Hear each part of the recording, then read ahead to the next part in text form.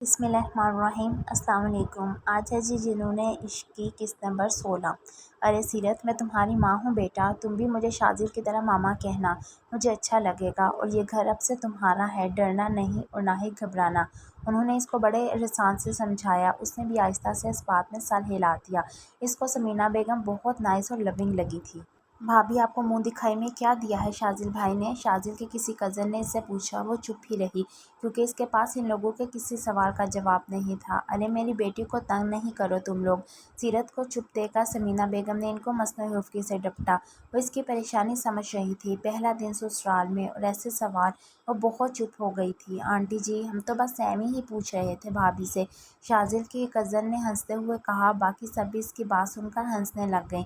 بس بس، بہت ہو گیا مذاق بیٹا، آپ تیار ہو جاؤ، شاذل بھی آنے والا ہے، پھر آپ لوگ ناشتہ کے لیے نیچے آ جانا، انہوں نے سب کو جھڑک کر کہا۔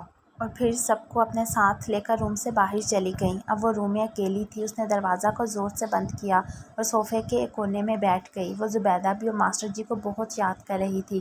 اس کو تو اپنے سیل کا بھی پتہ نہیں تھا، ورنہ وہ کال ہی کر لیتی، لیکن پھر اس کو یاد آیا کہ اس کے باپ نے کہا تھا کہ وہ اس کی شکل بھی نہیں دیکھنا چاہتے۔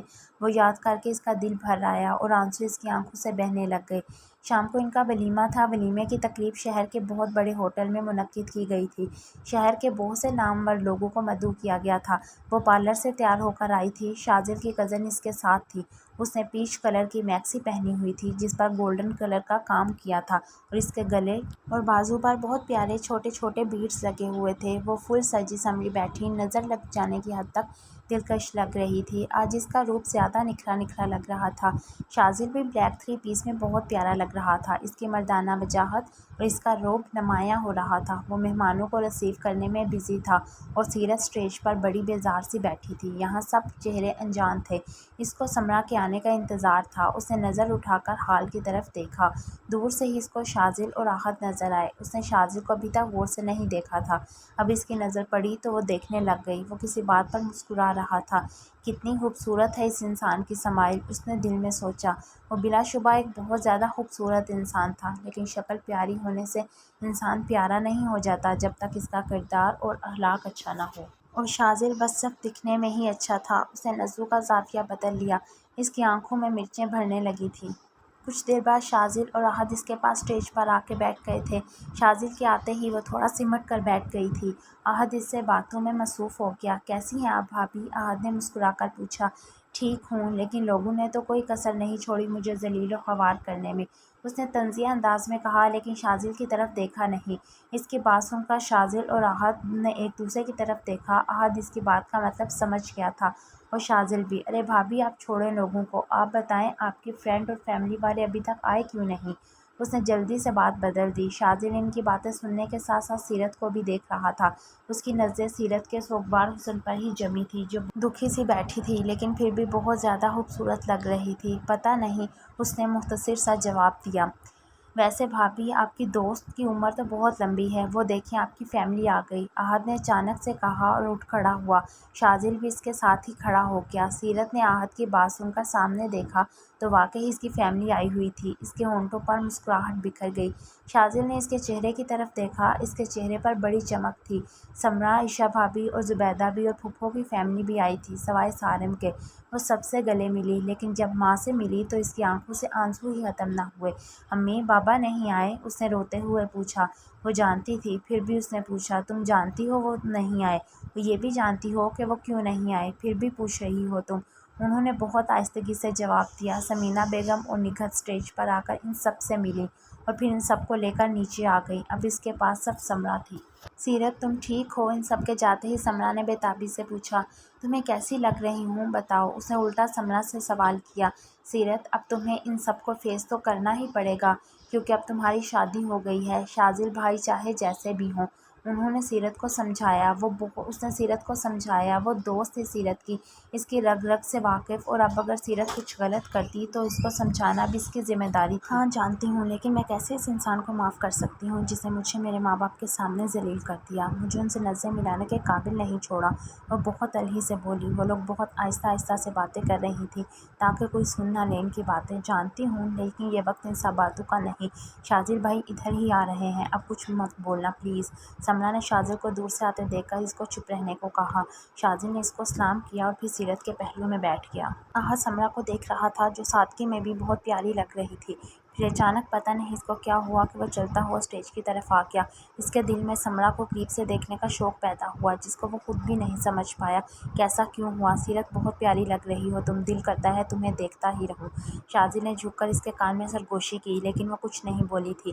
سیرت ہے ہی بہت پیاری ماشاءاللہ، اسی لیے تو آپ ہوئے فدا اس پر، سمرا نے اس کی سرگوشی سن کر شرارت سے کہا۔ اگر آپ کی فرینڈ پیاری ہے تو میرا یار بھی شہزادہ ہے شہزادہ۔ اس سے پہلے کہ شاذل کوئی جواب دیتا احد بول پڑا کیونکہ وہ ان کی باتیں سن چکا تھا۔ اسٹیج پر آتے ہوئے شاذل اس کی بات سن کر قہقہہ لگا کر ہنس پڑا۔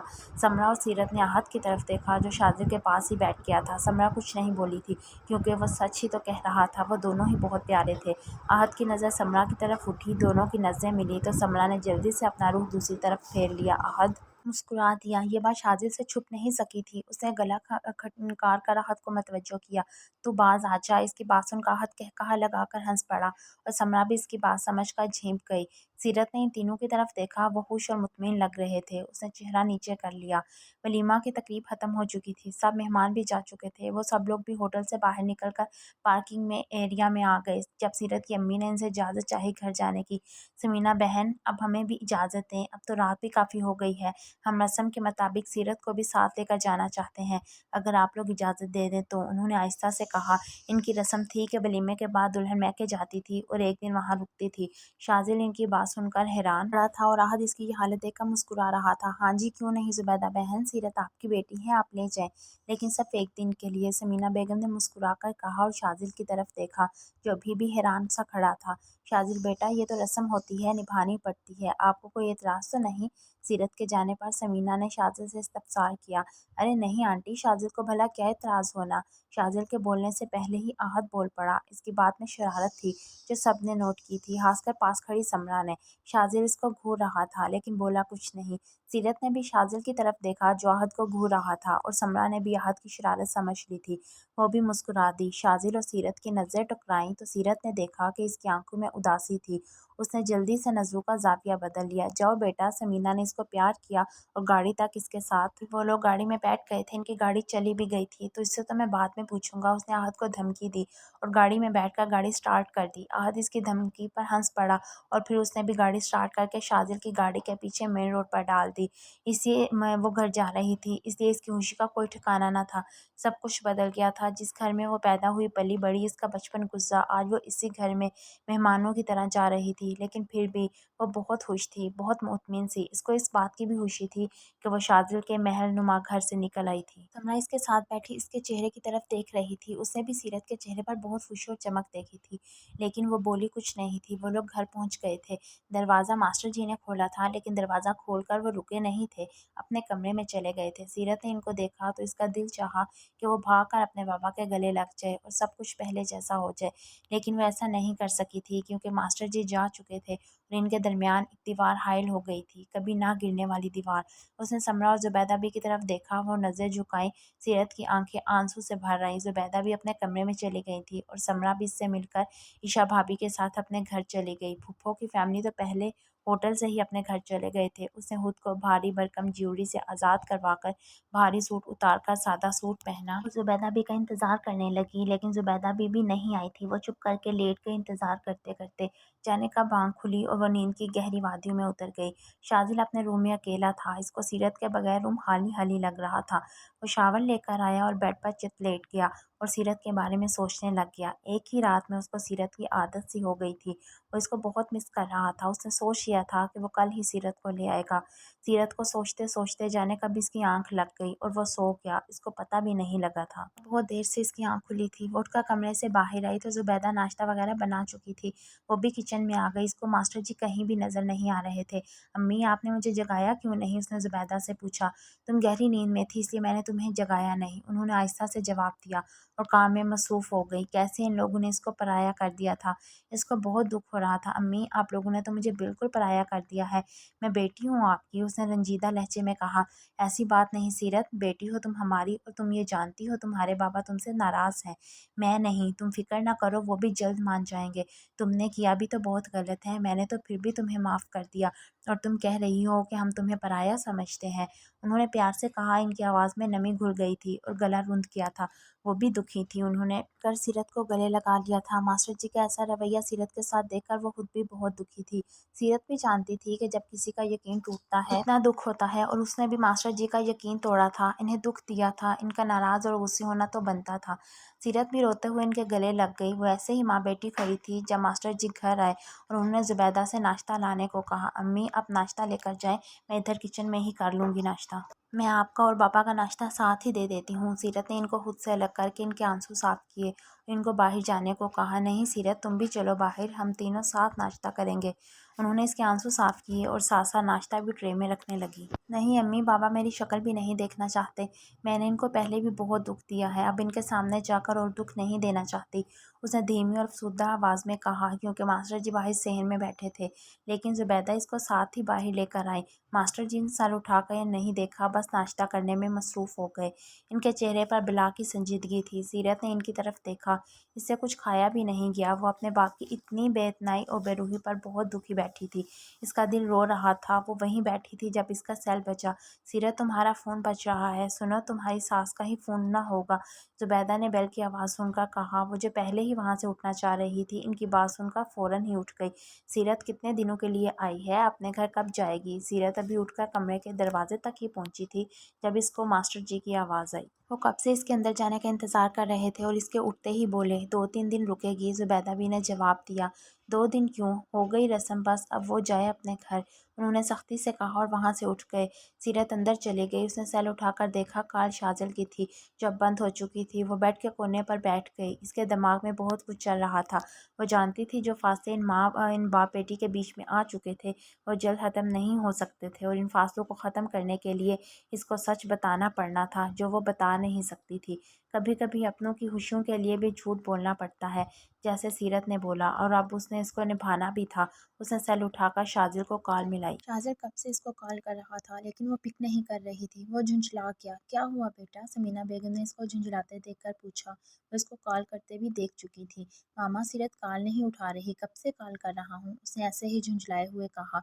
तो क्या हुआ? वो मसरूफ़ होगी अपने वालिदैन के साथ, उन्होंने इसको गौर से देखते हुए मुस्कुरा कर कहा। वो देख रही थी शाजिल की बेसब्री, इसे उन्होंने जान के ही कहा। ऐसी भी क्या मसरूफियत मामा जो उसको हम भी याद नहीं रहे, उसने जल्दी से कहा। शाजिल, कुछ रिश्ते ऐसे होते हैं जिनके सामने दूसरों की अहमियत बहुत कम हो जाती है, और वो रिश्ता माँ बाप का होता है जिसके आगे कोई भी अहम नहीं होता, और इसका हमसे रिश्ता जुड़े तो अभी 1 दिन हुआ है। वो ये रिश्ता भी बहुत दिल से निभाएगी, लेकिन इसे कुछ वक्त लगेगा। समीना बेगम शाजिल को बहुत प्यार से समझा रही थी। शाजिल को तो बस सीरत से ही मतलब था। वो तो ये भूल ही चुका था कि उसने कैसे हासिल किया था सीरत को। लेकिन मामा, सीरत का अब तो अभी इसकी बात मुकम्मल नहीं हुई थी जब इसका सेल बजा। कॉल सीरत की थी। उसने कॉल पिक करके सेल कान से लगा लिया। अस्सलाम वालेकुम शाजिल, आप मुझे ले जाना, शाम को मैं तैयार रहूँगी। उसने जैसे ही कॉल पिक की, सलाम करने के बाद सीरत ने जल्दी से कहा और कॉल बंद कर दी।